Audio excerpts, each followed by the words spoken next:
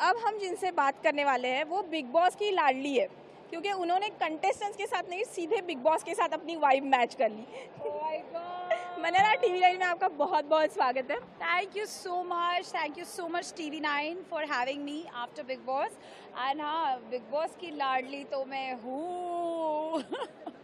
Right, तो जैसे कि मैंने कहा कि कंटेस्टेंट्स के साथ तो वाइब बाद में मैच हुई, लेकिन बिग बॉस के साथ जो है पहले मैच, तो इस रिश्ते के बारे में जानना चाहेंगे। तो बिग बॉस के साथ वाइब ऐसे मैच हो गई कि पहले बिग बॉस सबटेक्स्ट पे बात करती, तो मैंने बिग बॉस को बोला मुझे नहीं समझ रहा, कुछ नहीं समझ रहा क्या, और एक तो घर के अंदर सब चिल्ला रहे हो, ऊपर से आप भी सबटेक्स्ट पे बात कर रहे हो, तो कहीं ना कहीं उनको रिलेटेबिलिटी हुई। एंड फिर धीरे धीरे बिग बॉस दोस्त से बहुत अच्छे दोस्त बनने लग गए। So I love you Bigg Boss, Sarang क्यों, आप जब भी बुलाओगे मैं वहाँ पे भागती भागती आ जाऊँगी। सफ़र काफ़ी मुश्किल था आपके लिए, आपको रोते हुए देखा, आपको बुली होते हुए देखा, आपको दोस्ती निभाते हुए देखा, दोस्ती में धोखे खाते हुए देखा। तो पूरी इस जर्नी के बारे में अगर कुछ चंद लफ्ज़ों में कहना चाहेंगी तो क्या कहेंगी? मैं ये कहना चाहूँगी कि बिग बॉस के घर में मैं ही सिर्फ एक कंटेस्टेंट थी जो बहुत ऑर्गेनिकली गई। मैंने बिग बॉस नहीं देखा था, तो मुझे नहीं पता कि वहाँ पे क्या एग्जैक्टली होने वाला था। ये पता था कि लड़ाइयाँ होंगी, बट जब आप उन लड़ाइयों को सच में सुनते हो तो सच माने तो रूह कांप जाती है। और क्योंकि मेरे घर में तो ऐसे कोई बात नहीं करता, पापा हैं, बाकी मेरी सिस्टर है, मम्मी है, 3 लेडीज़ एंड एक पापा मतलब हम बहुत नॉर्मली रहते हैं, तो वो सुन के बहुत पसीने छूटते थे। बट रोलर कोस्टर रहा, लोगों ने बुली भी बहुत करा, क्योंकि कई बार मैं कुछ बोलती थी और वो कुछ और समझते थे, और फिर मैं सॉरी बोलती थी और फिर वो उसका तमाशा बना लेते थे। डेफिनेटली बुली तो था, इसमें तो कोई दो राय नहीं है, बट फिर भी लड़कियों में टॉप करा है, सेकंड रनर अप बनी हूँ। सो शुक्रिया बिग बॉस एंड सब फैंस को जिन्होंने मुझे यहाँ तक पहुँचाया। जब हम आपके बिग बॉस के घर में आए थे और सवाल जवाबों का सिलसिला हुआ था, और देन हमने मनारा को फूट फूट के रोते हुए देखा, तब क्या गुजर रही थी? Sorry, can you repeat the question? I am asking about media press conference happened in big boss. तो हम जब आपके घर में आए थे और सवाल जवाब, जी, और आप बहुत रोई थी, बट लोग आपके चाहने वाले भी अंदर थे, तो क्यों ऐसे हुआ? क्योंकि प्रेस कॉन्फ्रेंस से पहले एक्चुअली मैं डांस कर रही थी।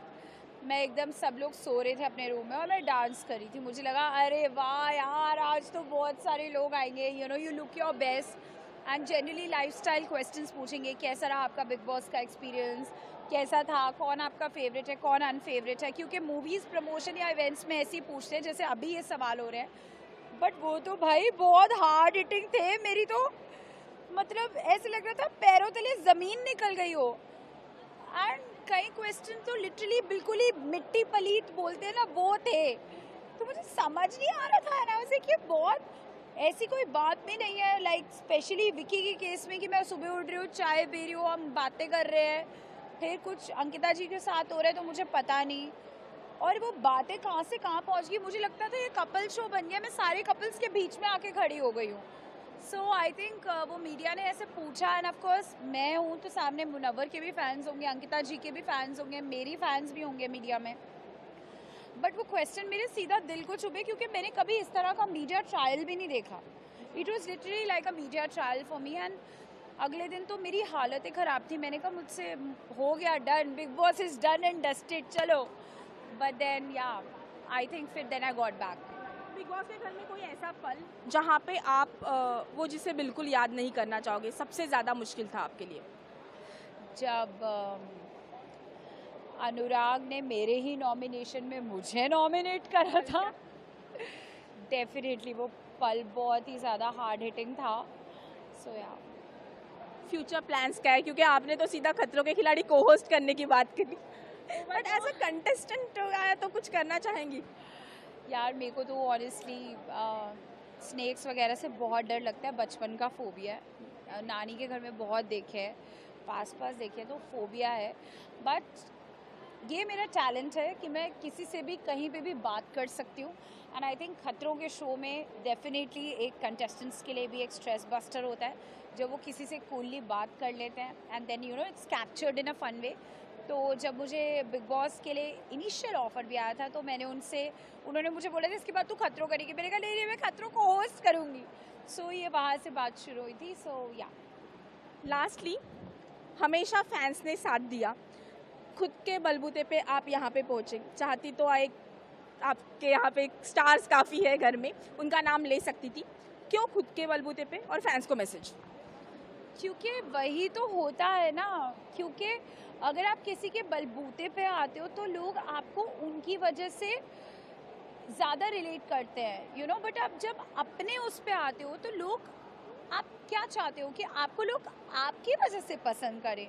अगर आज सलमान सर ने वीकेंड के बार पे मुझे इतने अच्छे रिव्यूज़ दिए हैं एंड मुझे करेक्ट भी करा है कितनी बार, तो क्योंकि उनको मैं कहीं ना कहीं अच्छी और जेन्युइन लगी तो उनको पर्सनालिटी से रिलेट हुआ।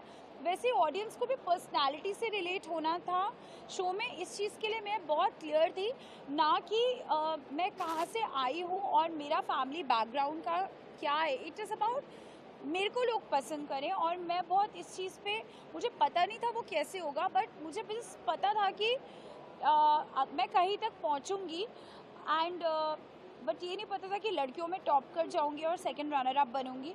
सो या लोगों ने मुझे प्यार दिया, मेरी पर्सनालिटी को पसंद करा, इससे बड़ी दुनिया में किसी भी इंसान के लिए बात नहीं होती। थैंक यू सो मच, हमसे बात करने के लिए बहुत बहुत शुक्रिया।